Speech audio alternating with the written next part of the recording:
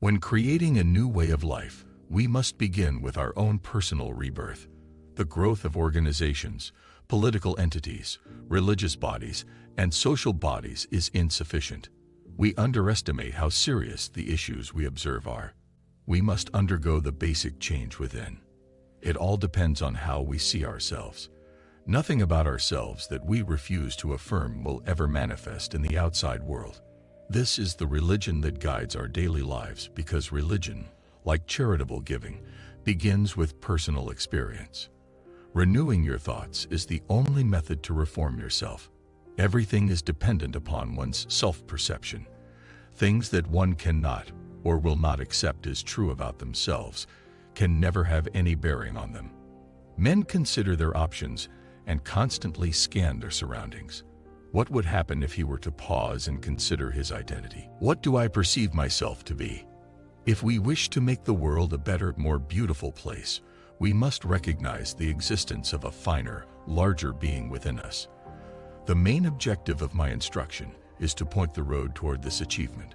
Since a man can only see what is in his own consciousness, I'm attempting to show how his inner self must change and what his new life's premise should be in order for him to lose his soul on the level he is currently aware of and rediscover it again on the high level he craves.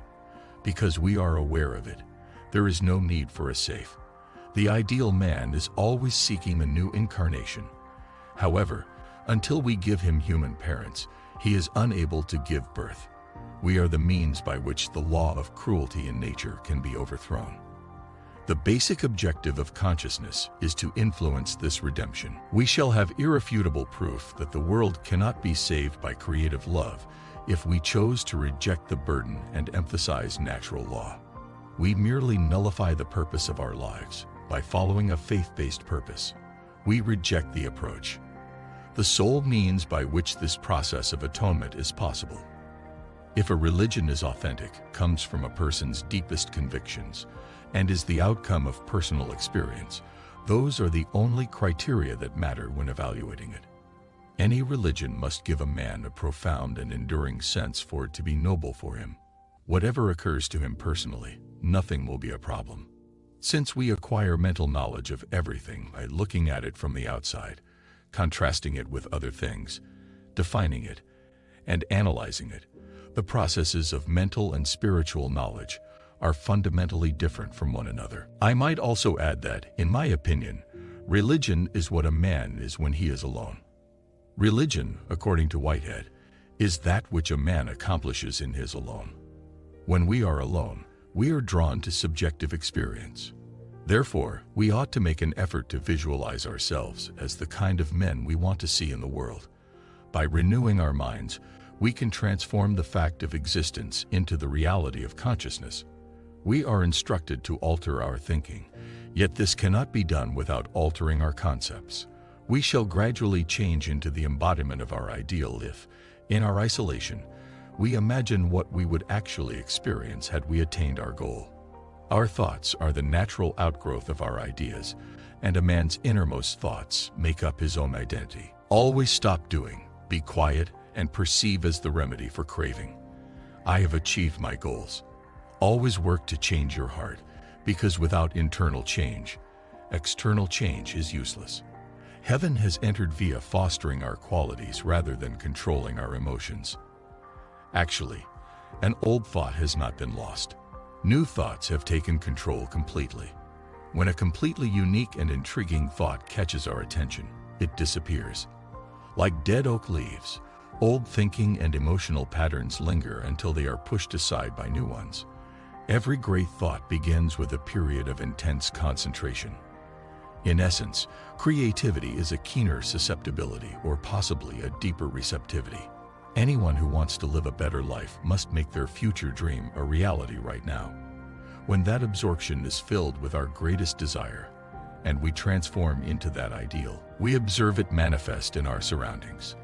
And we learn that the present advances into the future rather than going backwards. In essence, this is how we change the way things turn out. A now that is somewhere has no clear relevance for us. We only become aware that we have genuinely changed our future after we feel like we are in this perfect state. My intention is to help you see yourself more positively and to make the actions you can take to get there so clear that none of you will feel discouraged when you leave the church on Sunday morning. In order to communicate with a voice that can inspire the imagination and lift the soul, we must go back to our core principles. People need to be motivated by high ideals.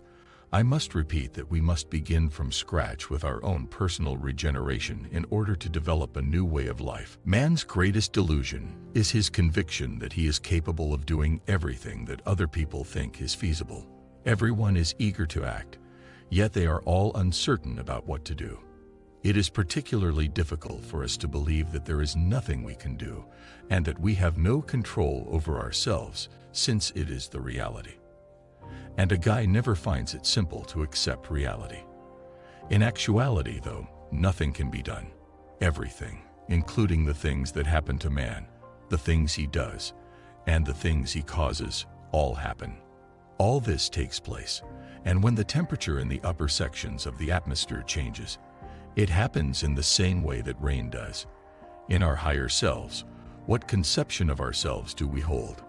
We are all up against a problem here. Everything is determined by a man's self-perception. He will never see in his surroundings what he refuses to accept as true inside himself. A shift in one's self-concept is the ideal adjustment, the new interaction between one's depth and surface. Theoretically, deepening is always possible because everyone has the maximum depth, and all that's left is for you to realize it. To properly experience life, we must be prepared to die and reborn. This doesn't mean that we'll actually die.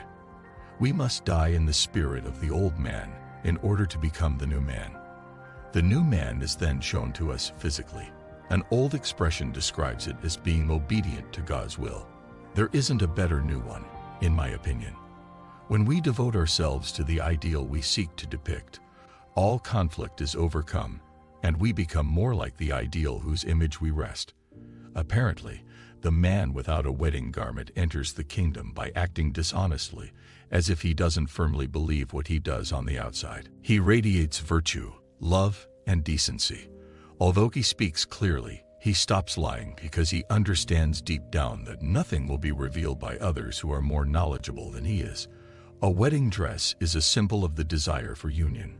He has no desire to merge with what he preaches, even if it is the truth. Therefore, he is missing a wedding gown. As soon as we are connected to the truth, we will let go of our old selves and regenerate in our mental souls. Truth will overthrow the crafty pretender's fake aristocracy.